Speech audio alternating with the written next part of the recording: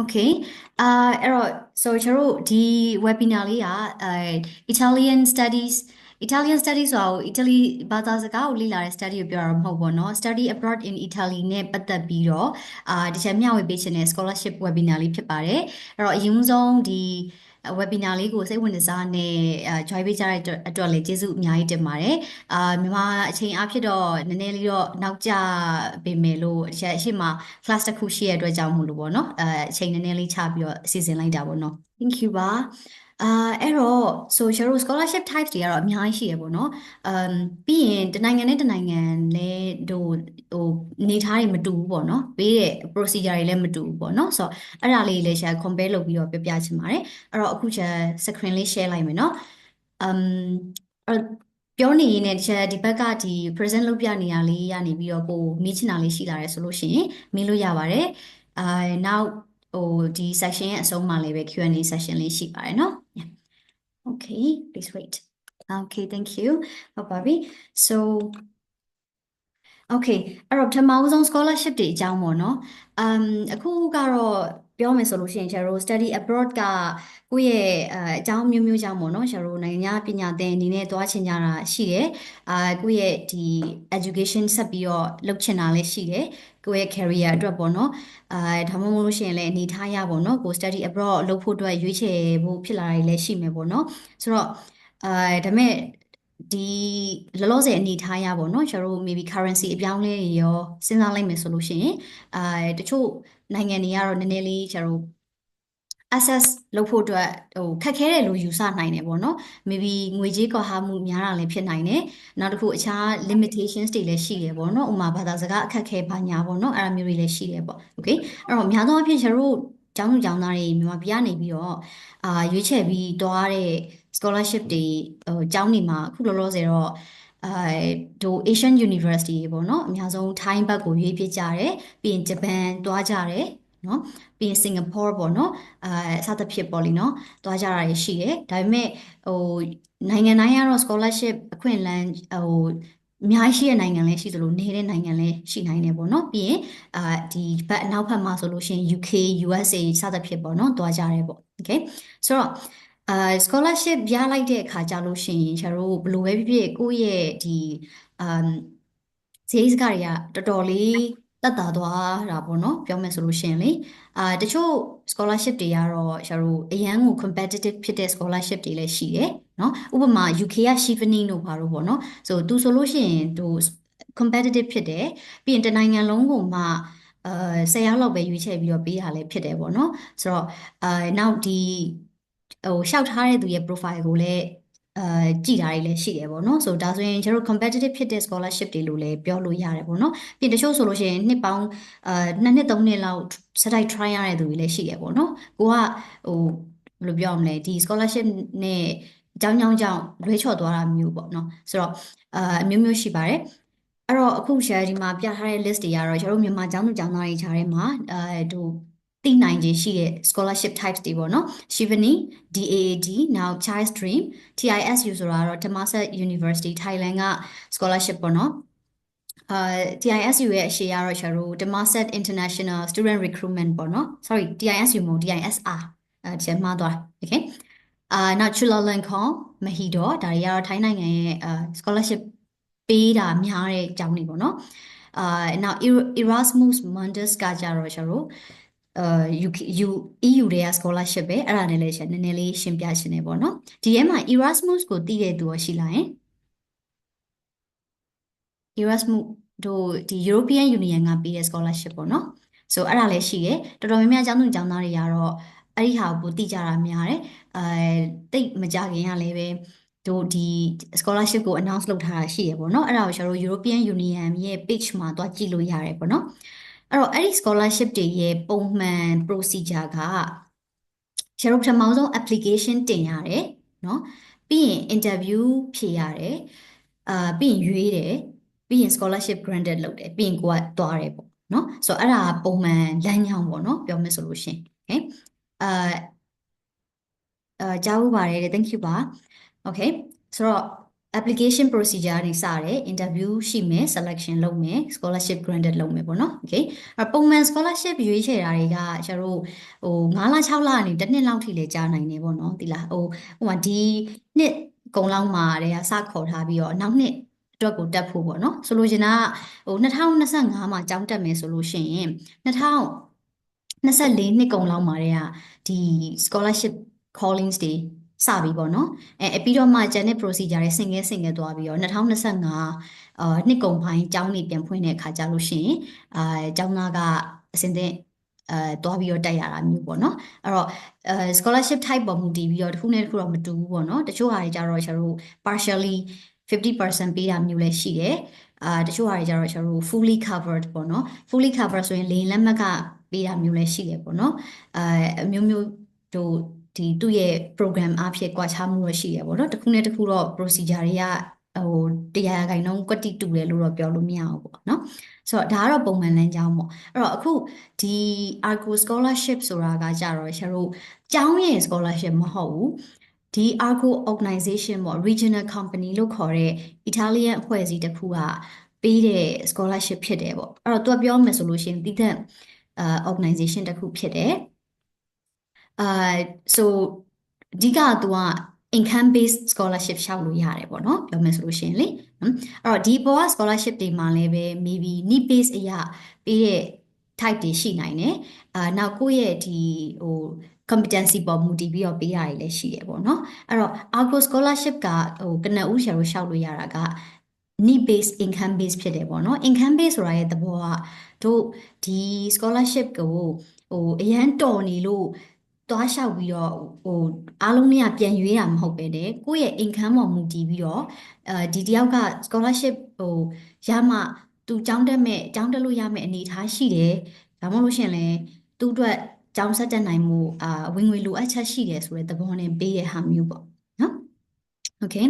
အဲ့တော့ so သူ့ရဲ့ procedure ကရှာတို့ဒီ income နဲ့ပတ်သက်တဲ့ necessary documents တွေရှာတို့ပြင်ရတယ်ပြီးရင်ရနိုင်ကြီးလည်းများတယ်เนาะအခုဒီနှစ်မှာ final ranking မှာဒီချက်ပါလာတဲ့အချိန်မှာဆိုလို့ရှိရင်အဲ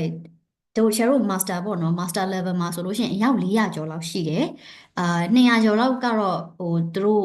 ဘယ်လိုပြောရမလဲ document မစုံလို့ပယ်ခံရတဲ့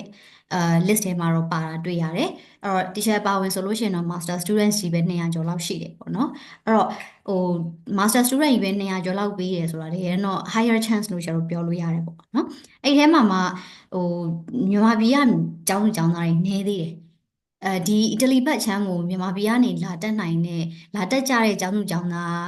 အခုနောက်ပိုင်းတော့ပို့ပြီးတော့များလာတယ်ဒါပေမဲ့ master level မှာတော့နည်းသေးတယ်ပေါ့နော်အခု registration ဖြည့်လိုက်တဲ့အထဲမှာချက် data လေးတွေကိုကြည့်တဲ့အခါမှာ bachelor နဲ့စိတ်ဝင်စားတဲ့သူကတော့ရာခိုင်နှုန်းပိုများတယ်ဒါပေမဲ့ master နဲ့တက်ရှင်ရတယ်ဆိုတာလည်းတွေ့ရတယ်ပေါ့နော်အဲ့တော့ master နဲ့တက်ရှင်တဲ့သူတွေလည်းအရန်ကို encourage လုပ်ပါတယ်master level ဆိုတာကပြောမယ်ဆိုလို့ရှိရင်ကျတို့နှစ်ကတော့ bachelor လောက်တော့မများဘူးပေါ့နော်ဒါပေမဲ့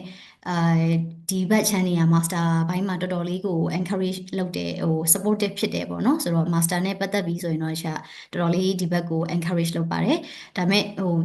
finally ကိုယ့်ရဲ့ရွေးချယ်မှုနဲ့တော့ဆိုင်တာပေါ့နော်ဒီလား okay ဆိုတော့master တက်တဲ့ကျောင်းသားနေသေးတယ်ပေါ့နော်တခြားတို့ဘက်ကနေလာအခုတခြားတက်နေတဲ့ major မှာဆိုရင်maybe ဘယ်လိုခေါ်မလဲsubject အဖြစ်လဲ literature ဘိုင်းနဲ့နည်းနည်းဆိုင်လို့တော့ထင်တယ်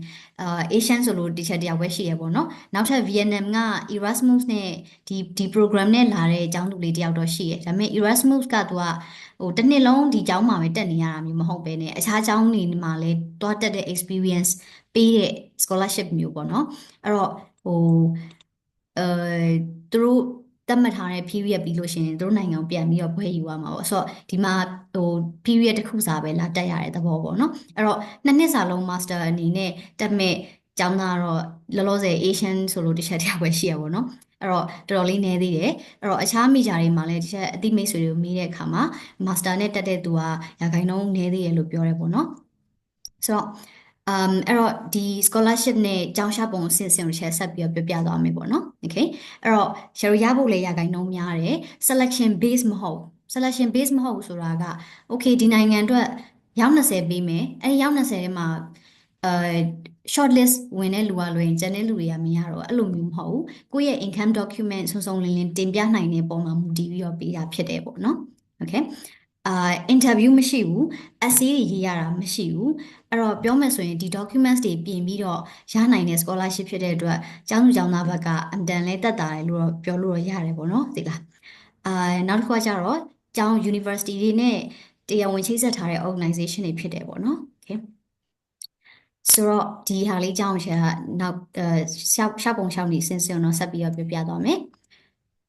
okay အဲ့တော့ပထမဦးဆုံးရှာတို့ဒီ scholarship ပေါ့နော်အဲ့တော့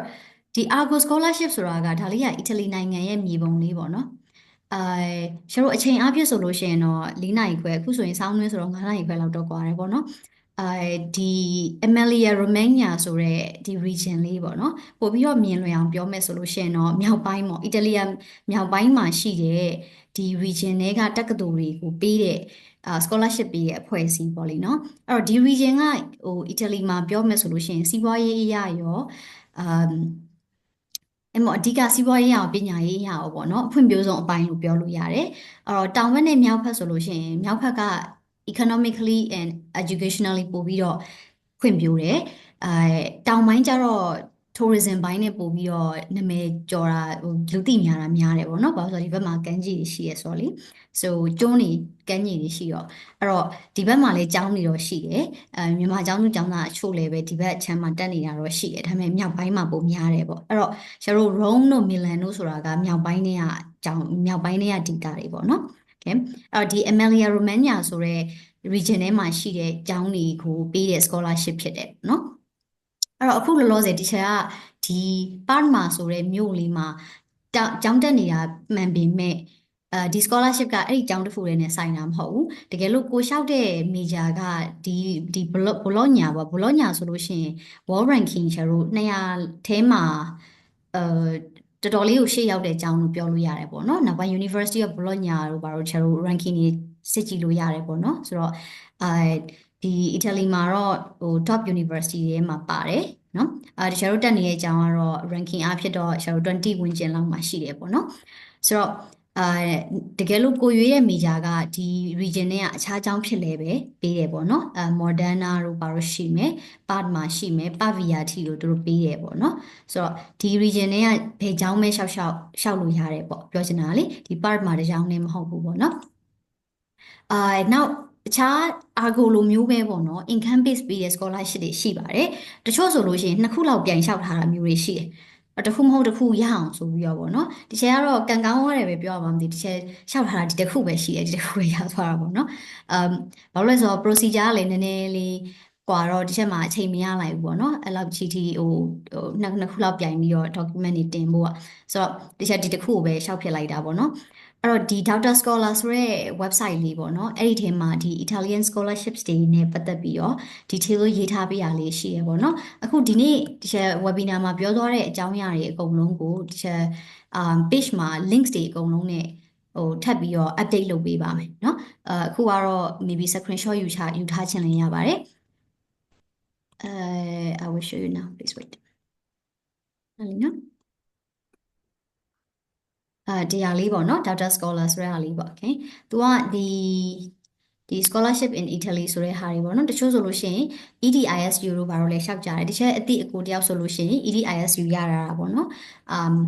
now ဒီ Italian government scholarship လဲရှောက်လို့ရတယ်နောက်မြန်မာ organization ဟိုမြန်မာတန်ယုံကနေပြီးတော့တို့ချိတ်ဆက်ပြီးတော့တို့ပေးတဲ့ scholarship ဆိုလို့ရှိရင်ဒီ2024မှာမြန်မာ over scholarship ဟိုမြန်မာ over ဖွဲ့အစည်းပေါ့နော်အဲ့ဒါနဲ့ချိတ်ဆက်ပြီးတော့ scholarship ပေးတာလဲကျွန်တော်တို့တွေ့လိုက်တယ်ပေါ့နော်ဒါပေမဲ့သူက9လပိုင်းလောက်မှာနောက်ဆုံးဟိုခေါ်တာထင်တယ်ဆိုတော့ဟိုဘယ်လိုပြောမလဲအဲ့ဒါတွေကကျွန်တော်တို့ page တွေမှာတော့ update တွေရှိတာပေါ့နော်ဒီလားဆိုတော့တစ်ခုနဲ့တစ်ခုတော့မတူကြဘူးပေါ့နော်တခြား university တွေရဲ့ scholarship တွေရောတခြားတော့မသိဘူးပေါ့နော်ဒီမှာ University of Pisa scholarship တို့ပါတော့ဒါတွေကြတော့အကြောင်းကတည်တံ့ပေးတာတွေဖြစ်နိုင်တယ်ခုနတစ်ချက်ပြောတဲ့ဒီ ARGO တို့ EDISU တို့ကြတော့အကြောင်းကဟာဆိုတာထက်ဒီအခြားဒီပညာရေးအဖွဲ့အစည်းတွေကနေပြီးတော့ပေးတဲ့ scholarship မျိုးပေါ့နော်ဆိုတော့ဒါလေးတွေကိုကျွန်တော်အသေးစိတ်ဒီထဲမှာ detail လိုက်ဖတ်လို့ရတယ်ပေါ့နော် ဆိုတော့ဒါဒီ link လေးလည်းကျွန်တော်နောက်မှထပ်ပြီးတော့ share ပေးပါမယ်နော် Okay ဟုတ်ပြီအဲ့တော့ဒီ scholarship ကိုကျွန်တော်အကြမ်းမြင်လေးသိပြီဆိုလို့ရှိရင်ဘယ်ကနေစမလဲပေါ့နော်အဲ့တော့ကျွန်တော်မြန်မာကျောင်းသူကျောင်းသားတွေကိုပို့ပြီးတော့အဲဟိုရင်းမော့တိုးစေချင်တဲ့ skill တစ်ခုကဘာလဲဆိုတော့ဒီ information တွေကိုကိုယ်တိုင်လိုက်ရှာပြီးဖတ်ဖို့ပေါ့နော်ဒီလားဆိုတော့အဲအခုနောက်ပိုင်းကတော့ချက်လက်တွေကျွန်တော်အများကြီး Facebook မှာလည်းတွေ့နိုင်နေပေါ့နော်ပြီးရင်ကိုဘာတက်ရမလဲဆိုတာလည်းပဲဟို50%လောက်ကသိနေပြီးသားလည်းရှိတယ်အခုဒီ list ထဲမှာဆိုရင်တက်ရှင်တဲ့ major လေးတွေပြောပြထားတာလေးတွေ့ရတယ်အဲ့ဟာနဲ့ပတ်သက်ပြီးတော့လည်းချက်ဟိုဘယ် major တွေကတော့ပို့ပြီးတော့ potential ရှိလဲပေါ့နော်အဲ့ဒါလည်းချက်တိကျလောက်လေးတော့ပြောပြပေးမယ်ပေါ့နော် major တွေကတော်တော်စုံနေစိတ်ဝင်စားဖို့လည်းကောင်းတယ်နော်အဲ့တော့တကယ်လို့ကိုကဘယ်ကနေစရမလဲဘယ်အကြောင်းတွေမှာဘယ်လိုမိကြတွေတက်ရမလဲမသိတဲ့သူတွေအတွက်ကဟိုကျွန်တော်တို့မှာ patient မဲ့နီလန်းနေရှိတယ်ပေါ့နော် okay ဥပမာဆိုရှင်ဒီချက်ပေါ့ဒီချက်စိတ်ဝင်စားတဲ့ line ဒီချက်တက်ချင်တဲ့ major နောက်ဟိုကိုယ့်ရဲ့အလုပ်နဲ့ပတ်သက်တာပေါ့နော်ဒါကိုတင်တဲ့အကြောင်းကဘယ်အကြောင်းလဲအာတက်လို့ရနိုင်လားစသဖြင့်ပေါ့နော်အဲ့ဒါတွေကိုလိုက်ရှာဖို့ဆိုတာလေဘယ်လိုပြောရမလဲဘယ်ကနေတခါကြရင်ဘယ်ကနေဘယ်လိုစရမလဲမသိဘူးလေဖြစ်နေနိုင်တယ်ပေါ့နော်ဆိုတော့အဲ့လိုမျိုးကိုဘာကိုတက်ရမှာလဲဘယ်မေဂျာတွေကအလုပ်ကိုင်းခွင့်အလုပ်ကိုင်းခွင့်လန်းများတာလဲစသဖြင့်မသိနေသေးတဲ့အကြောင်းသူကျောင်းသားတွေကအထူးသဖြင့် Bachelor စတက်မဲ့သူတွေပေါ့နော် Master စတက်မဲ့သူတွေကများသောအားဖြင့်မေဂျာတေချာပြီးသားသူတွေများတယ်ဒါပေမဲ့ maybe နောက်ပိုင်းဒီဘယ်အကြောင်းဘယ်မေဂျာတက်ရမလဲဆိုတာလဲပြန်တော့ရွေးရအောင်မှာပေါ့နော်ဒီလားဒါပေမဲ့ကိုကလမ်းကြောင်းတစ်ခုပေါ်ရောက်ထားပြီးသားသူဆိုလို့ရှိရင်တော့ကိုရှေ့ bachelor ပြီးခဲ့တဲ့ဘာသာရပ်နဲ့ပဲမေဂျာသွားတက်မဲ့သူတွေလည်းရှိနိုင်တာပေါ့နော်အထူးသဖြင့် bachelor တက်မဲ့ကျောင်းသူကျောင်းသားတွေမှာကဘာကိုရွေးချယ်ရမလဲဘယ် line ရွေးရမလဲဆိုတဲ့ဟာကိုကျွန်တော်တို့သိမသေးကြသေးတာများတယ်ပေါ့နော်ဆိုတော့အဲ့ဒါနဲ့ပတ်သက်ပြီးကျွန်တော်တို့ဒီအာ master portal bachelor portal website တွေကနေပြီးတော့ကျွန်တော်တို့တစ်ဆင့်စုံစမ်းလို့ရတယ်ပေါ့နော်စုံစမ်းဆိုရှာဖွေလို့ရတယ်ပေါ့နော် okay so ဥပမာတစ်ချက်ဒီ bachelor portal လေးကိုတစ်ချက်ပြပေးမယ်ပေါ့နော် okay ဒါဆိုရင် bachelor portal ပေါ့နော်အဲ့တော့ကိုဘယ်နိုင်ငံမှာဒါအီတလီမှမဟုတ်တကမ္ဘာလုံးအတွက်ကျွန်တော်ရှာလို့ရတယ် okay ကိုဘယ်နိုင်ငံမှာသွားပြီးတော့ကျောင်းတက်ချင်တာလဲဥပမာထိုင်လန်ပဲဆိုပါအောင်တော့ထိုင်လန်ကတို့ဒီဟိုအဲ့အကျုံးဝင်ပြီးသား university ရဲ့အကုန်လုံးရဲ့ list ပါလာလိမ့်မယ်ပေါ့နော်ပြီးရင်ဘယ် major မျိုးကိုစိတ်ဝင်စားနိုင်ခြေရှိလဲပေါ့နော်အဲ့ဒါမျိုးကျွန်တော်တို့ဒီမှာရွေးလို့ရတယ်အာလိုက်လိုက်ကြည့်ကြည့်ပေါ့နော်ဒီလားဟိုတကယ်လို့တစ်ခါလေကြာရင်ကျွန်တော်ကစိတ်ဝင်စားတယ်လို့ထင်လိုက်ပေမဲ့ course outline ကိုကြည့်လိုက်ရင်ကြတော့ကိုယ်နဲ့တိတ်မဆိုင်နေဘူးဆိုတာမျိုးလဲကျွန်တော်သတိထားမိသွားတတ်တယ်ပေါ့နော်အဲ့တော့နည်းနည်းတော့အချိန်ပေးပြီးတော့လိုက်ဖတ်ရတယ်တချို့ဟာတွေကကြတော့ကျွန်တော်ဟိုတိတ်ကိုစိတ်ဝင်စားတဲ့ဥစ္စာနဲ့မဆိုင်တဲ့အပိုင်းတွေလည်းရှိတယ်ပေါ့နော်အာအဲ့တော့ကျွန်တော် country by country လည်းရှာလို့ရတယ်ပေါ့နော်ဆိုတော့ဒါလေးကတော့တော်တော်လေးကိုအာအသုံးဝင်တဲ့ website တွေလို့ပြောလို့ရတယ်ပေါ့အဲ့တော့ဥပမာဆိုလို့ရှိရင်ကျွန်တော် maybe education and training ပေါ့နော်အဲ့မှာမှရှာတို့ဒီမှာကဲ psychological course ပေါ့နော်ဥပမာရှာဒီဟာကိုစိတ်ဝင်စားရဲဆိုလို့ရှိရင်ဒီမှာအာ6နှစ်တဲ့ okay ဒါ bachelor မို့လို့နော်တစ်နှစ်ကိုဘယ်လောက်လဲ okay ဘယ်ချိန်လျှောက်လို့ရလဲနော်ပြီးရင်ဒီကိုရှောက်မဲ့နိုင်ငံနဲ့ပတ်သက်တဲ့အာ information တွေပေါ့နော်ပြီးရင် website link နေရာစကျတော့ဒီနေရာမှာဟိုအကုန်လုံးဖတ်လို့ရတယ်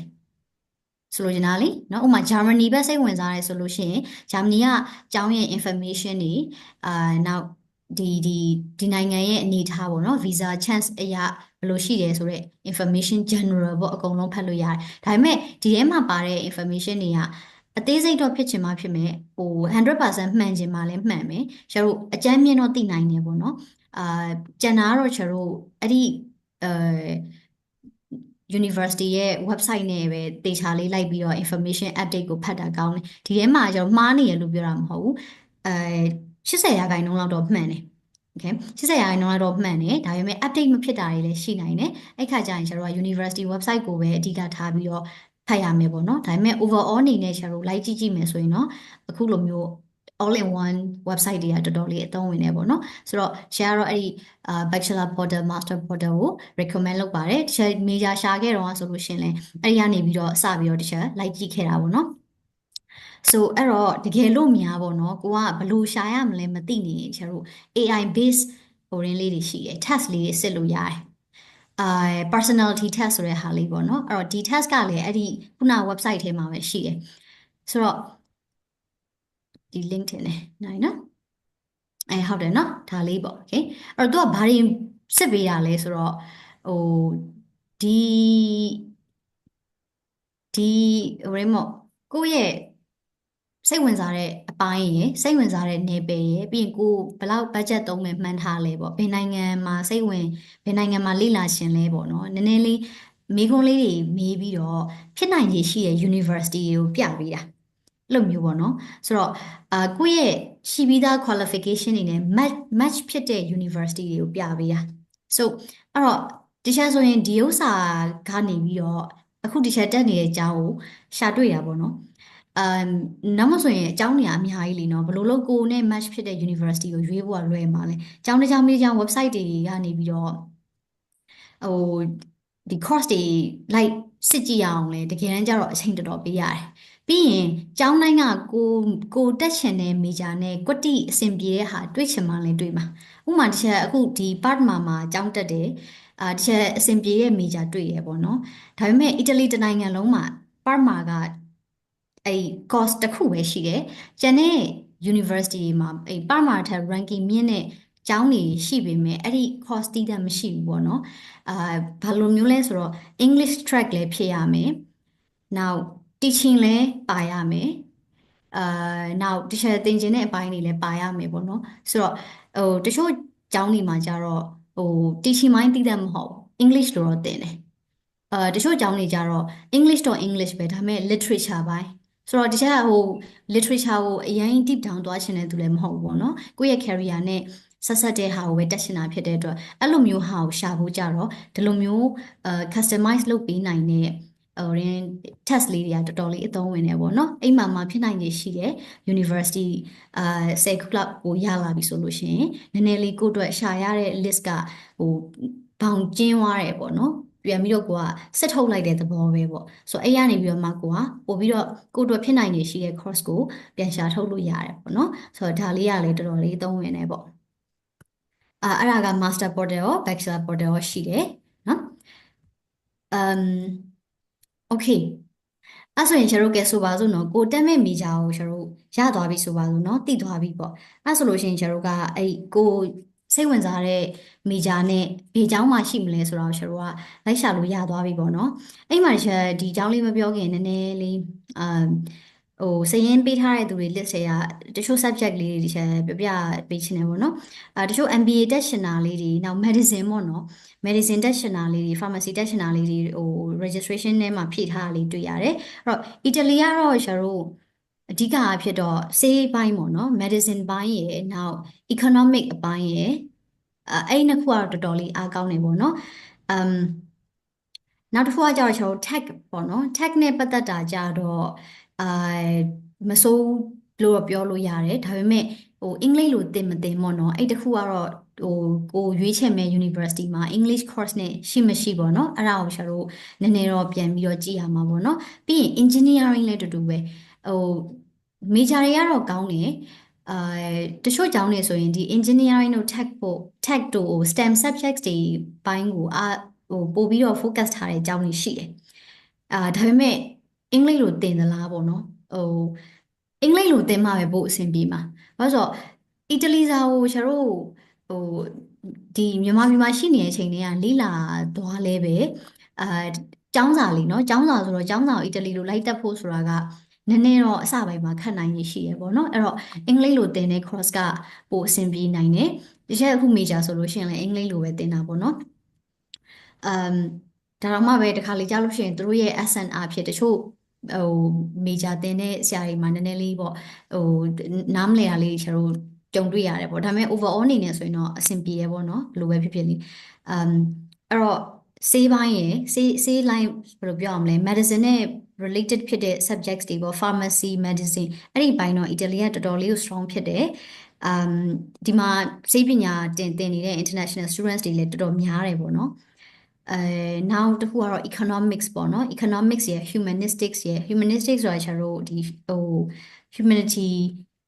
ဘိုင်းဆိုင်တဲ့ subject တွေပေါ့ဥပမာ social studies တို့ဘာလို့ပေါ့နော်အဲ့ဒီဘိုင်းတွေလည်းကောင်းတယ်ဘာလို့ဆိုတော့အီတလီကပြောမယ်ဆိုလို့ရှိရင် Greek တို့ Latin တို့နဲ့ຫນွယ်တဲ့ဘက်ဖြစ်တဲ့အတွက်ကြောင့်မလို့အဲ့ဒီဘိုင်းတွေကတော့တော်တော်လေးကိုအာအလားအလာလည်းကောင်းနေပေါ့နော်ပြီးရင်အဲ့ humanistic library တည်တံ့ကိုရှိရပေါ့နော်အဲ့ဒီအတွက်ကိုလုံးဝphilosophy psychology ဒါတွေနဲ့ပတ်သက်ပြီးတော့တည်တံ့ library တစ်ခုပါရှိတယ်ဆိုတော့လေနောက်အဲ့မှာတချို့ဖြေထားတဲ့ AI ဆိုတာမျိုးပေါ့နော် AI ဆိုတာကတော့ဘာလို့သင်ကျင်တာလဲဆိုတာဒီချက်တိတိကျကျမသိဘူးAI ဆိုတဲ့သဘောကကျယ်ပြန့်နေလीနော်maybe ဘယ်လိုခေါ်မလဲ AI နဲ့ပတ်သက်တာတွေကို machine learning လားเนาะအဲ့လိုမျိုးတွေကိုသင်ချင်တာလားပေါ့နော်AI ဆိုပြီးတော့ course နာမည်နဲ့တည်တံ့တော့ရှိမှာမဟုတ်ဘူးပေါ့နော်အဲ့တော့ဘယ်လို feel လဲဘယ်လိုမျိုးဟို course နာမည်လဲပေါ့နော်ဒါတော့ကိုကတည်တံ့သိဖို့လိုတယ်เนาะအဲ့ဒီပုံမှာမူတည်ပြီးတော့မှရှာလို့ရမှာပေါ့နော်နောက်တစ်ခုက MBA ကကြတော့လေရှာတို့ဟိုဘယ်လိုပြောရမလဲ business administration ဆိုပြီးတော့တည်တံ့ရှိမလားမရှိဘူးလားဆိုတာတော့ရှာတို့ကျောင်းနဲ့တော့ဆိုင်နေပေါ့နော်economic subjects တွေအာဆိုလို့ရှိရင်တော့ပို့ပြီးတော့အဆင်ပြေနိုင်တယ်လို့ရှာထင်တယ်ပေါ့နော်ကျောင်းတိုင်းနီးပါးမှာရှိတာများတယ်ပေါ့ဘာလို့ဆိုတော့faculty အဖြစ် economics faculty ကတည်တံ့မှုရှိတာဖြစ်တဲ့အတွက်ကျောင်းတော်တော်များများမှာရှိတဲ့ major ဖြစ်တယ်ပေါ့နော်ပြီးရင်သူက international students တွေလည်းလာတာများတဲ့အတွက်ကြောင့်မလို့ English လို့သင်တာမျိုးလည်းများနိုင်တယ်အထူးသဖြင့်နာမည်ကြီး university တွေပေါ့နော် international students တွေလာတာများတဲ့ university တွေပါဆိုရင်ရှိလို့ရှိရပေါ့နော်ဆိုတော့အဲ့ဒါတော့ကျောင်းပေါ်မူတည်ပြီးတော့ရှာစေချင်တယ်ပေါ့နော်ဆိုတော့နောက်တော်တော်များများရွေးကြတာ computer science လည်းပဲအလားလာကောင်းတဲ့ဘာသာရပ်ပဲဒါပေမဲ့တခုပဲကိုတက်မဲ့ကျောင်းမှာ Italian လို့သင်မဲ့ဟိုရင်းလား track လားအဲ English လို့သင်မဲ့ track လားပေါ့နော်အဲ့ဒါကိုတော့ကြည့်ဖို့တော့လိုတယ်ပေါ့နော်ကျောင်းလေး ranking မစိုးဘူး computer science major လည်းဖြစ်တယ်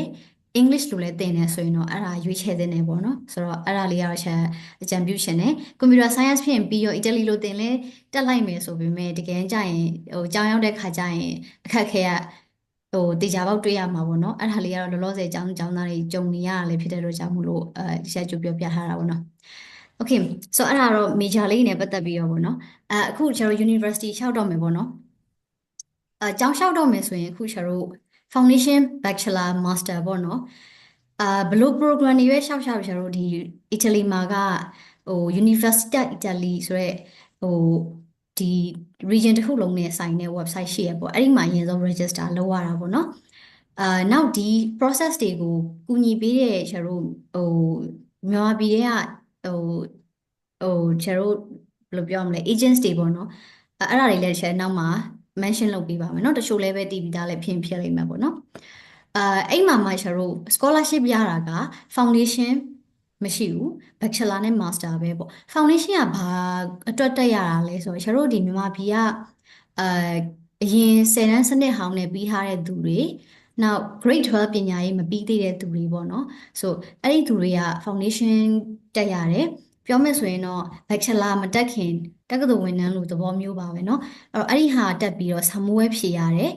အထူးသဖြင့်ကျတို့ physics တို့နောက်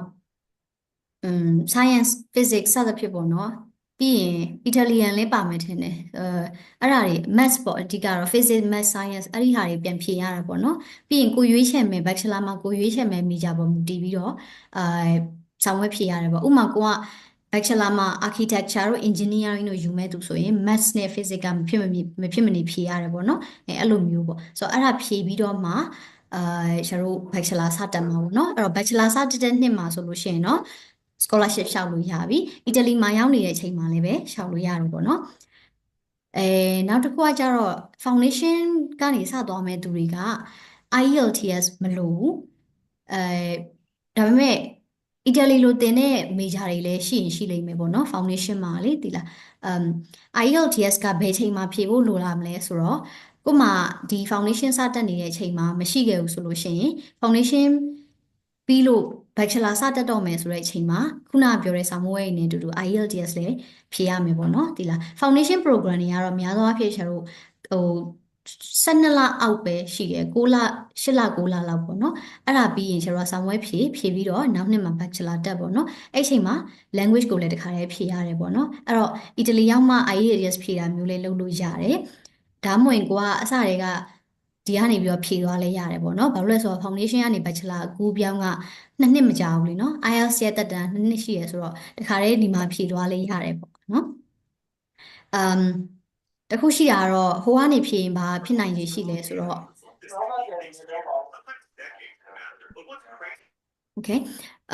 အီတလီရောက်မှ IELTS ဖြေရင်တော့ဘာဖြစ်နိုင်ရရှိလဲဆိုတော့ကျတို့ fees တွေကတော့တူတော့မှာမဟုတ်ဘူးပေါ့နော်။ဘာလို့ဆိုတော့အခုကျတို့မြန်မာပြည်မှာ IELTS ဖြေတာက9သိန်းဝန်းကျင် exam registration fees ရှိတယ်ဆိုပေမဲ့တို့တခြားနိုင်ငံတွေမှာ fees တွေကတစ်နိုင်ငံနဲ့တစ်နိုင်ငံမတူဘူးပေါ့။စင်ကာပူမှာလည်းမတူဘူး၊ထိုင်းမှာလည်းမတူဘူး။ဒူဘိုင်းမှာလည်းမတူဘူးဒီမှာလည်းပဲမတူဘူးပေါ့နော်ဆိုတော့အဲ့တော့ဒီမှာသတ်မှတ်ထားတဲ့ fees နဲ့ကျတော့ဖြေရမှာပေါ့နော်ပြီးရင်paper base computer base နှစ်မျိုးစလုံးရှိကြမှာလည်းရှိမယ်အခုအီတလီမှာဆိုလို့ရှိရင် paper base မရှိဘူးပေါ့နော် computer base ပဲဖြေရတယ်ပြီးရင်မီလန်မှာသွားဖြေရတယ်ဟိုကပတ်မှာဖြေလို့မရဘူးပေါ့နော်အဲ့လိုမျိုးလေးတော့ရှိနိုင်တယ်အဲ့တော့တကယ်လို့ကိုကစတဲ့ကဒီကိစ္စကိုဟိုတခါတည်းဖြတ်ထားခဲ့ခြင်းနဲ့ဆိုလို့ရှိရင်လည်းမြန်မာပြည်မှာတခါတည်းဖြေလိုက်လည်းရတယ်ပေါ့နော်ဒါမှမဟုတ်ရင်အချိန်သိပ်မရလိုက်ဘူးဆိုလို့ရှိရင်အီတလီရောက်မှဖြေလည်းရပါတယ်တေချာပေါက်ကတော့ bachelor တက်ပြီဆိုလို့ရှိရင်တော့ဖြေရမယ် especially English နဲ့သင်တဲ့မိကြရဲဆိုရင်ဖြေရမယ်ပေါ့နော်ဆိုလိုချင်တာက foundation ကနေစသွားတဲ့သူတွေကIELTS မပါလဲပဲအီတလီရောက်သွားနိုင်တယ်လို့ပြောချင်တာပါနော် master ဆိုလို့ရှိရင်တော့တေချာပေါက်ကိုမဖြစ်မနေဖြေရမှာဖြစ်တယ်ကြောက်လျှောက်တဲ့ချိန်မှာတည်းကဖြေထားရမယ်ပေါ့နော်နောက်တခြားလိုအပ်တဲ့ documents တွေကတော့ကျွန်တော်တို့ ready ဖြစ်နေရမယ့် documents တွေပေါ့နော် passport နောက်ကိုယ့်ရဲ့ academic qualifications တွေ transcript တွေเนาะအဲ့ဒါတွေ ready ပြင်ထားရမယ်ပြီးရင်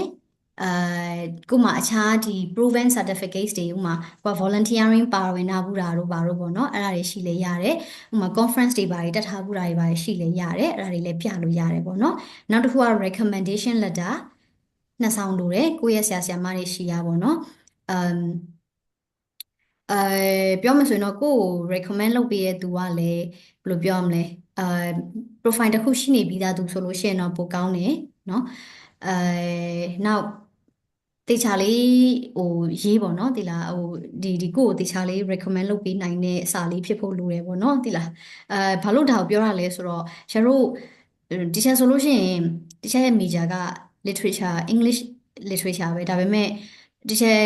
တက္ကသိုလ်ကဆရာဆရာမတွေအရန်ဝေးသွားပြီလေဖြစ်တာရဲ့နောက်ဘသူရှိရတောင်းရမယ်မသိတာရဲ့အကြောင်းမို့လို့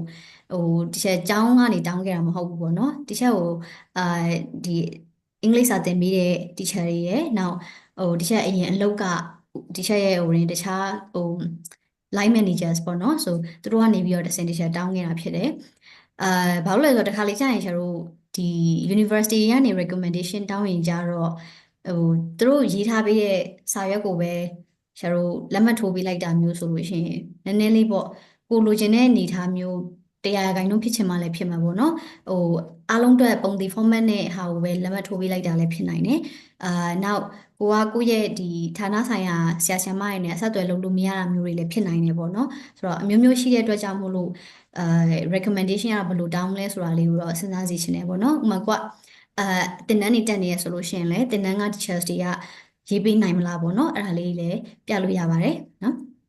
နောက်တစ်ခုကတော့ personal statement ပေါ့နော်ကိုဘာကြောင့်ဒီ major ကိုစိတ်ဝင်စားတာလဲဆိုတဲ့ဟာလေးကအလုံး900ဝန်းကျင်လောက်ရှာလို့ရေးရမယ်ပေါ့နော်အရင်အများကြီးတော့မဟုတ်1000နေ1500တွေအဲ့လိုမျိုးရေးစရာမလိုဘူးအဓိကကိုဒီတက်ချင်တဲ့ major အတွက်တေချာလေးပေါ့နော်motivation ဘာကြောင့်ဒီဟာကိုတက်ချင်တာလဲဆိုတဲ့ဥစ္စာလေးကိုထိထိမိမိရေးပြနိုင်တဲ့စာလေးပဲဖြစ်ဖို့လိုတယ်ပေါ့နော်ပြောမှဆိုရင် essay တစ်ပုဒ်စာလောက်ပါပဲနော်နောက် language course ကတော့ကျွန်တော်တို့ခုနအပေါ်ပြောတဲ့အတိုင်းပဲပေါ့နော်မဖြစ်မနေပြင်ထားဖို့လိုတယ်အဲ့ထဲမှာကျွန်တော်တို့တော်တော်များများသိကြတဲ့ task တွေပေါ့နော် Duolingo not accepted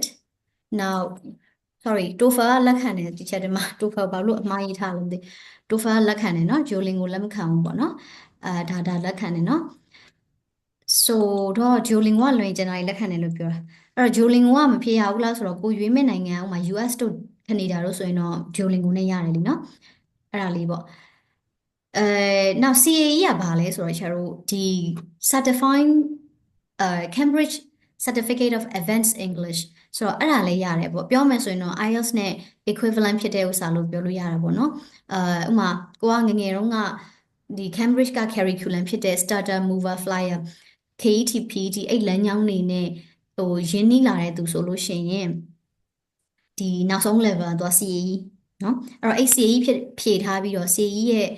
certificate ရှိရဆိုလို့ရှိရင်လည်းရတယ် IS ဖြည့်စရာမလိုเนาะအဲ့ဒါလေးတစ်ခုပေါ့အဲ့တချို့ကဗာမေးလဲဆိုတော့တစ်ချက် IGCSE A level ပြီးထားရင်ရလားဆိုတော့အဲ့ဒါကတော့ရှာတို့ကျောင်းကိုမီးမရမယ်ပေါ့နော်ဘာလို့လဲဆိုတော့ IGCSE ကရှာတို့ language test တစ်ခုတည်းမဟုတ်ဘူးလေနော်အဲ language တော့ပါတယ်ဒါပေမဲ့အခြား subject တွေနဲ့ပြောထားတာဖြစ်တဲ့အတွက်ဒီဥစ္စာရှိနေလို့ရှိရင် language ထပ်ပြစရာလိုသေးလားမလိုတော့ဘူးလားဆိုတာတော့ကျောင်းအောင်ပဲ confirm လုပ်မှရမှာပေါ့နော်အဲ့တော့အဲ့ချိန်ကျရင်တော့ကျောင်းရဲ့ဒီ admission ကိုင်တဲ့ department တွေကနေပြီးတော့မေးပို့ရမယ်ပေါ့နော်ဒီလားdepartment တွေကိုမေးပို့ရမယ်ပေါ့နော်โอเคအဲ့တော့မေကွန်လေးချက်နည်းနည်းကြည့်လိုက်မယ်နော် bio engineering နဲ့ sorry biomedical engineering biomedical engineering ကလည်းဆရာတို့အဲ့ဆေးရနေပြီးတော့နောက်ပိုင်းနှစ်တွေမှာပြန်ခွဲပြီးတော့လေ့လာလို့ရတဲ့ field ပေါ့နော်ဒီလားဆိုတော့အဲ့ဒါတွေလည်း chance ကတော့တော်တော်ကောင်းမယ်လို့တခြားထင်တယ်ဘာလို့လဲဆိုတော့သူတို့ဒီအခုဆရာတို့ပတ်မှာလိုမျိုးပတ်မှာပြောမယ်ဆိုလို့ရှိရင်မြို့အကြီးမဟုတ်ဘူးပေါ့နော်medium size ပဲပေါ့ဆိုတော့ဒီမှာအောင်မှပဲကျတော့စိတ်ပညာကိုတော်တော်လေးသူတို့အမ်အာယုံထားတာတွေ့ရတယ်ပေါ့နော်ဥပမာတခြားတက်နေတဲ့ဒီ course ထဲမှာဆိုရင်language နဲ့ neuroscience ပါတယ်ပေါ့နော်တကယ်ကတော့ neuroscience ကစိတ်ပညာပိုင်းနဲ့ဆိုင်တယ်ပေါ့နော်အဲ့ဒါဆိုလို့ရှိရင်ဒီ neuroscience တယောက်ကနေလာပြီးတော့ဒီ lecture ကိုဒါကိုသင်ပေးတာပေါ့နော်ဆိုတော့တော်တော်လေးထဲထဲဝင်ဝင်လေ့လာထားတဲ့ studies တွေရှိတယ်ဒါတော့ language course ပေါ့နော်ဒီလားဘာလို့သင်ရလဲဆိုတော့ဒီလူတွေမှာဒီအုံနောက်ရဲ့ဟိုဟိုအစိတ်အပိုင်းတွေနည်းနည်းလေး damage ဖြစ်သွားရင် language ကိုဘယ်လိုမျိုးထိခိုက်လဲဆိုတဲ့အပိုင်းတွေပေါ့နော်ဆိုတော့အဲ့ဒါတွေပေါ့တခြားဆိုရင်အဲ့ဒါကိုအတွက်တော့အခုမှစညင်ဘူးတာဖြစ်တဲ့ခါကျတော့တော်တော်တော့လိုက်ယူရတယ်ပေါ့နော်ဒါပေမဲ့အဲ့ဒီတင်တဲ့ပုံစံကိုကြည့်ခြင်းအဖြစ်ဒီစိတ်ပညာပိုင်းမှာတော်တော်လေးကိုသူတို့အဲလေ့လာထားတယ်ဆိုတာကိုresearch တွေအများများတယ်ဆိုတော့ကျွန်တော်သိနိုင်တယ်ပေါ့နော်ဆိုတော့ biomedical engineering လို့ major မျိုးလဲလားအများကြီးရှိရလို့ကျွန်တော်ကတော့ယူဆတယ်ဒါပေမဲ့ဆက်စချင်းတဲ့ biomedical engineering ဆိုပြီးတော့ major ကြီးတက်တော့ကျောင်းတိုင်းမှာရှိခြင်းမှာရှိမယ်ဆေးပညာကနေပြီးတော့medical science ကနေပြီးတော့ပြန်ခွဲသွားမယ့်ဟာလို့ကျွန်တော်ထင်တယ်ပေါ့နော်နောက်ခဏလေးနော်လက်ထောင်ထားတာလေးပြီးရင်Q&A session ကြလို့ရှိရင်ပြန်ပြီးတော့ပြောပြပါမယ်နော် Thank you How about band scores do we need to show တဲ့အဲ့ဒါကလေတခြားတို့ band score ဆိုတာ IELTS language band score ကိုပြောတယ်နော် master ဆိုလို့ရှိရင်တော့တခြားတို့အနည်းဆုံး7.5လောက်တော့ပြင်ထားပါ89နေရဖို့လိုသလားဆိုတော့အဲ့လောက်ကြီးတော့သူတို့တောင်းကြတာမရှိဘူးပေါ့နော်ဒါပေမဲ့ကိုရဲ့လေ့လာမယ့်နယ်ပယ်ရဲ့နောက်ဒီ English track ရဲ့ပေါ့နော်English track နဲ့သင်မဲ့ major ဆိုလို့ရှိရင်အနည်းဆုံး individual scores တွေမှာကျတော့6.5လောက်ရအောင်ယူထားပြီးတော့အာ overall အနေနဲ့ဆိုရင်7.5လောက်ဆိုရင်တော့ဒါတော်တော်လေးကောင်းတဲ့ profile အနေနဲ့ဖြစ်နိုင်တယ်ဒါဆိုလို့ရှိရင်တော့အလားအလာပုံများတယ်ပေါ့နော်ဥပမာ teacher major ဆိုလို့ရှိရင် teacher ကိုရိုင်းကလည်း teacher ဖြစ်တာရယ်တက်မဲ့ဘာသာရပ်ကလည်း English language teaching နဲ့ဆက်တာဖြစ်တဲ့အတွက်ကြောင့်မို့လို့IELTS scores level ဒါဟိုကောင်းနေအောင်စူးစမ်းဖို့ကမဖြစ်မနေလိုတယ်ပေါ့နော်ဘာလို့ဆိုတော့ဒါကလည်းပဲ part of the requirements ဖြစ်တဲ့အတွက်ကြောင့်မို့လို့ပေါ့နော်နောက်တစ်ခုကတော့ရှာ IELTS ပြင်တဲ့သူတွေ recommend လုပ်ချင်တာကတော့ reading အတက်နိုင်ဆုံးအကောင်းဆုံးဖြစ်အောင်လုပ်ထားတာပိုကောင်းနေပေါ့နော်ဘာလို့လဲဆိုတော့ဒီ bachelor မှာတော့အဲ့လောက်တော့မလိုသေးဘူး master မှာဆိုရင်တော့ reading ကိုအများကြီးပို့ပြီးတော့ကြည့်လေးရှိတယ်အဓိကတော့အခုကိုကျောင်းစတက်ပြီဆိုလို့ရှိရင်အများကြီးဖတ်ရမယ် further readings တွေအများကြီးလုပ်ရမှာဖြစ်နိုင်တယ်assignments တွေ thesis တွေအများကြီးရေးရမယ်စာရေးရှားမှာရှိတဲ့အတွက်ကြောင့်မလို့ reading အားကောင်းနေဖို့သူတို့ကဒါကိုမျှော်လင့်ထားတယ်ပေါ့နော်ဆိုတော့ reading score ပို့ပြီးတော့ကောင်းနေအောင်တော့လုပ်ဖို့ recommend လုပ်တယ်ပေါ့နော်နောက် IR ဆိုတော့ international relation เนาะ okay international relation လဲတော်တော်လေးလားလာရှိနိုင်တယ်ဘာလို့လဲဆိုတော့ဒီအီတလီရဲ့နယ်နိမိတ်ကိုသူကဒါ European Union ရဲ့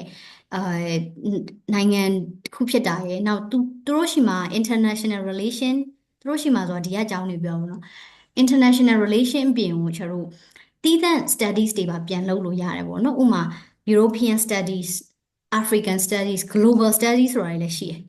အဲ့ global studies ဆိုတာ international relation ပုံစံမျိုးပဲပေါ့နော်အဲ့တော့ major အခေါ်အဝေါ်သာကွဲရင်ကွဲမယ်ကျွန်တော် course outline အောင်ကြည့်လိုက်လို့ရှိရင်ဒါ international relation ပုံစံမျိုးလို့ကျွန်တော်ပြောလို့ရတယ်အဲ့တော့ global studies ဆိုတာမျိုးတွေရှိတယ်နောက် African studies European studies အဲ့လိုမျိုးပေါ့နော်ဆိုတော့နောက် Italian studies ဆိုတာလည်းရှိရပေါ့အဲ့တော့အဲ့ဒါတွေကဘာသာစကားကိုသင်တာမဟုတ်ဘူးပေါ့နော်ဒီနိုင်ငံရဲ့သမိုင်းကြောင်းတွေ culture တွေဟို political points of view တွေအဲ့ဒါမျိုးတွေကိုသင်တဲ့ဟာမျိုးပေါ့ဆိုတော့တကယ်လို့က IR မျိုး IR လို့ subject ကိုစိတ်ဝင်စားရဲဆိုလို့ရှိရင်အဲ့ဒီလို major မျိုးတွေကိုရှာပေါ့နော်ဒီလားဟိုရှာဖို့ဖြစ်နိုင်လားဆိုတော့ဖြစ်နိုင်တယ်အထူးသဖြင့်ကျတို့ဒီဘယ်လိုခေါ်မလဲ ဒီအဲ့ဟို international relation လို့ဘာသာရပ်တွေကပြောမယ်ဆိုရင်နည်းနည်းအဲ့ထက်ပိုပြီး popular subjects တွေဖြစ်တဲ့ဥပမာ computer science ဆို engineering တို့လိုမျိုးပေါ့နော်ဒီလားဟိုတို့လုပ်ငန်းခွင်ထဲမှာtraining ဖြစ်တဲ့ subjects မျိုးတွေတော့မဟုတ်ဘူးဒါပေမဲ့ရနိုင်ကြတော့များတယ်ပေါ့နော်ဒီလားနောက်ဟိုအလုပ်ကိုင်ခွင့်လန်းတွေဖော်ဆောင်တာတော့ဖြည်းဖြည်းချင်းစီစင်ငယ်ရှာတို့ဒီကြောင်းရောက်တဲ့အခါကျရင်သိလာမှာပေါ့နော်ဒီလား okay ဆိုတော့ရနိုင်ခြေများပါတယ်အဲ့တော့ရှောက်လို့လည်းရတယ်ပေါ့နော်တခုပဲဟိုအင်္ဂလိပ်လိုသင်ဖို့အဆင်ပြေနိုင်တယ်ဒါပေမဲ့ global study ဆိုတဲ့ဟိုကအင်္ဂလိပ်လိုသင်ဖို့များတယ်ပေါ့နော်နောက်အဲ့ဒီ major ကကိုရွေးချယ်မယ့်အကြောင်းမှာရှိမရှိပေါ့နော်ဒါလေးတွေကိုကျွန်တော်တို့confirm လုပ်ပြီးတော့ရှိရဆိုလို့ရှိရင်ရဖို့လည်းများတယ်ပေါ့နော်ကျန်တဲ့လိုအပ်တဲ့ documents တွေကတော့ကိုကတေချာလေးစနစ်တကျပြင်ဆင်ထားရမှာပေါ့နော်အာနောက်ခဏလေးနော်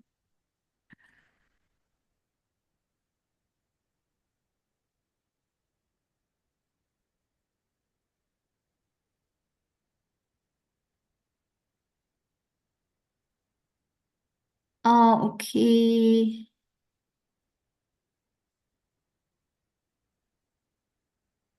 မေဂျာမတူတော့ credit ဘယ်လိုပြန်ဖြည့်ရလဲဆိုတော့အဲ့ဒါလေညီမလေးဟွာလေဟိုအာကိုကိုဟို direct communication လုပ်ကြည့်သေးလားနောက်တစ်ခုကကြတော့ရှရိုးဟွာလေသူတို့ဒီ2024 25မှာdirect message ပို့ထားဆိုတော့ကျန်တဲ့ဆိုတော့မြင်ရမှာမဟုတ်ဘူးပေါ့နော်ဒီ Argo scholarship ရသွားပြီးတော့နောက်နေ့ transfer ပြန်လုပ်ချင်တာဟုတ်တယ်တချို့လဲပဲလို့ transfer ပြန်လုပ်ချင်ကြတယ်လို့ပြောတာပေါ့နော်ဒီလားဆိုတော့အဲ့လိုဆိုရင်ဘယ်လိုမျိုးလုပ်ရမလဲဟို credit transfer ဘယ်လိုယူလို့ရမလဲဆိုတာကဟိုအဲကျောင်းနဲ့လဲဆိုင်တယ်နောက်အာကိုလည်းမေးရမယ်ဥပမာညီမလေးကကျောင်းကဟိုကိုပြောင်းလိုက်တဲ့နှစ်မှာ second year အနေနဲ့တက်ရမှာလား first year ပဲပြန်တက်ရမှာလားပေါ့နော်တကယ်လို့ first year ပဲပြန်တက်ရမှာဆိုလို့ရှိရင်first and ဟို uno and ဆိုတာကျတော့ဟို first year ပေါ့နော် first year အနေနဲ့ပဲအာကျတို့ပြန်လျှောက်ရမယ့်သဘောမှရှိရပေါ့နော်ဒီလားဘာလို့ဆို subject အဖြစ်ကိုက freshman ပြန်ဖြစ်သွားလို့ပေါ့နော်ဒါပေမဲ့အဲ့ဒါကိုတေချာသိဖို့ကအာကိုcommunicate လုပ်ပြီးတော့ဒီလိုအနေထားရှိတယ်အဲ့ဆိုလို့ရှိရင်ဘယ်ကနေပြန်ရှောက်ရမှာလဲဆိုတော့သူတို့ကို confirm လိုက်တာတော့ပိုကောင်းတယ်သိလားအာကို application မတင်ခင်မှာပေါ့နော်ဘယ် list ထဲက freshman ကိုရွေးရမှာလား following years ကိုရွေးရမှာလားဒီလိုပြောင်းလဲလေးဖြစ်သွားတယ်ပေါ့ဒီလားနော်အဲ့ဒါကိုသူတို့ပြောပြလိုက်လို့ရှိရင်သူတို့ကပြန်ပြီးတော့ suggestion ပြန်ပေးလိုက်မယ်ပေါ့နော်ဒီလားဟင်credit ဘယ်လိုပြန်ဖြည့်ရမလဲဆိုတာကတော့အဲ့ဒါလေးဟိုတို့2024 2025 application guide ထဲက credit နဲ့ဆိုင်တဲ့အပိုင်းလေးတွေကိုတစ်ချက်ပြန်ပြီးတော့ဖတ်ပေါ့နော်အဲ့လိုမျိုးလုပ်လို့ရလားပေါ့ဒီလားနော် okay so အဲ့ဆိုရင်အမဆက်သွားလိုက်မယ်နော် okay ကဲဟုတ်ပြီ university acceptance ရလာပြီပေါ့နော်တခြားတော့ဆိုရင် university acceptance ကဇွန်လကုန်လောက်မှရတယ်အဲ့ဒီမတိုင်ခင်တော့ကလည်းဟိုဘယ်လိုပြောအောင်လဲကိုနည်းနည်း information gap ပေါ့နော်အဲအားလုံးက major တွေကလေမတူကြတဲ့ခါကြတော့လေဒီ major နဲ့ပတ်သက်ပြီးတော့ဟိုအတိအကျသိဖို့ဆိုတာတော်တော်လေးတော့ဟိုသိအောင်ပြောပြနိုင်မဲ့သူကတော်တော်လေးတော့ဟိုရှာရခတ်တယ်ပေါ့နော်အခုဒီချက်ဒီ major မှာဆိုရင်အရင်တော့တက်ဖူးတဲ့သူလည်းမရှိတာလည်းပါတယ်နောက် master ကိုရှောက်တဲ့ဟာကလည်းလူရှားသေးတာလည်းပါတယ်ပေါ့နော်အဲ့တော့ဟိုဘယ်အချိန်မှာခေါ်ပြီးတော့ application က deadline ကြော်သွားပြီလားဟိုနောက်နှစ်ကျတော့မှပြန်ဖွင့်မှာလားအဲ့ဒါတွေလည်းတေချာမသိလိုက်ဘူးပေါ့နော်အဲတေချာမသိဘူးဖြစ်သွားတယ်ဒါမဲ့ဖြစ်ချင်တော့ application ကမှီသေးတယ်ပေါ့နော်ဒါမဲ့သူတို့ page မှာရေးထားတဲ့ information ကပိတ်သွားပြီလို့လည်းပုံစံပေါက်နေတော့ဒါကိုမမှီလိုက်တော့ဘူးလို့လည်းထင်သွားတယ်ပေါ့နော်အဲ့နဲ့ကဲမိရှောက်ကြည့်လိုက်မယ်ဆိုပြီးတော့ရှောက်လိုက်တာ2024ဒီနှစ်ရဲ့ဇွန်လကုန်လောက်မှာတချက် acceptance ရတယ်ပေါ့နော်အဲ့တော့ acceptance ရတဲ့အချိန်မှာpre enrollment စလုပ်ရတယ်နော်သူကကျောင်းကလက်ခံသွားပြီဆိုတာနဲ့ဒါ university ရဲ့ရောက်သွားပြီလို့မဟုတ်ဘူးเนาะသူက pre enrollment ဆိုတာရှိတယ်registration fees က euro 156ကျပ်ပေးရတယ်ပေါ့နော်ဆို scholarship ရတဲ့သူတွေအနေနဲ့ဆိုရင်ကိုယ့်ရဲ့ကျောင်းနဲ့ပတ်သက်တဲ့ကုန်ကျစရိတ်ကအဲ့ဒါပဲရှိမယ်ပေါ့နော်pre enrollment မှာကျတော့ဘာတွေလုပ်ရတာလဲဆိုတော့တို့ဘယ်လိုခေါ်မလဲကိုယ့်ရဲ့ data တွေဖြည့်ရတာပေါ့နော်ဒီလားပြီးရင်ကိုဘာအကြောင်းတက်မှာလဲဘယ်လိုသင်မှာလဲပေါ့နော်ဆိုတော့အဲ့ဒီ pre enrollment letter ပေါ့ဒီ step ကလုံးဝကြော်လို့မရဘူးဒါကအဓိကပဲပေါ့နော်ဘာလို့လဲဆိုတော့ကို visa တွေပါလျှောက်တဲ့အခါမှာလဲဒါကပြရမှာပေါ့နော်ပြီးရင် scholarship လျှောက်တဲ့အခါမှာလဲပဲဒါကပြရမှာပေါ့အော်တခု agro scholarship နဲ့ပတ်သက်ပြီးတော့ကျွန်တော်သိရမှာကဒီ scholarship ကရှေ့ရပြောခဲ့သလိုပဲပုံမှန် scholarship တွေလို့ scholarship ရမှကျောင်းသွားတက်ရတာမဟုတ်ဘူးပေါ့နော်ကျောင်းကတက်တက် scholarship ကတက်တက်ဖြစ်တဲ့အတွက်ကြောင့်မို့လို့အဲကျောင်းစတက်တဲ့အချိန်မှာ scholarship က confirm ပြင်မှာလဲ confirm အောင်မယ်ပေါ့နော်ဒါပေမဲ့လျှောက်တာတော့လျှောက်ထားရတော့မယ်ပေါ့နော်ဒီ pre enrollment letter ထွက်လာပြီဆိုရင်ဒီထဲက information တွေကိုမတော်က scholarship တင်တဲ့အခါမှာဖြည့်လို့ရပြီပေါ့နော်ဥပမာကိုယ့်ရဲ့ဒီနိုင်ငံမှာနေထိုင်မဲ့ tax code တို့ဘာတို့ကအဲ pre enrollment လုပ်လို့ရှိရင်တို့အာဒီကိုယ့်ရဲ့ information တွေပါလာလိမ့်မယ်ပေါ့နော်အဲ့ဒီထဲကဟာတွေကအာ scholarship မှာ fountain တဲ့အခါမှာလိုတယ်ပေါ့နော်ဥပမာ pre enrollment လုပ်ပြီဆိုလို့ရှိရင်ကျတို့အနည်းဆုံးတော့ university portal တွေကို access လုပ်လို့ရမယ် passport နဲ့ ID နဲ့ရတယ်အဲ့ဒီ passport နဲ့ ID ရပဲAGO website ထဲကိုဝင်ဖို့အတွက်လိုအပ်တဲ့ ID ဖြစ်တယ်ပေါ့နော်ဆိုတော့ဒီ pre enrollment ကနေပြီးတော့ပဲအစပြုရမှာပေါ့နော်ဆိုတော့အဲ့ဒီဟာကိုလုပ်နေတဲ့အချိန်မှာအာ pre enrollment ရလာပြီဆိုလို့ရှိရင်တို့ဘာလုပ်လို့ရပြီလဲဆိုတော့ visa နဲ့ scholarship လျှောက်ထားလို့ရပြီနော်အဲ့တော့အဲ့ဒီမှာကျတော့ဒါလိုအပ်တဲ့ information list တွေပေါ့နော်low income declaration DOV family list MOFA ပေါ့နော်အဲ့ဒါတွေကဘာတွေလဲဆိုတာရှင်နည်းနည်းလေးရှင်းပြပေးမယ်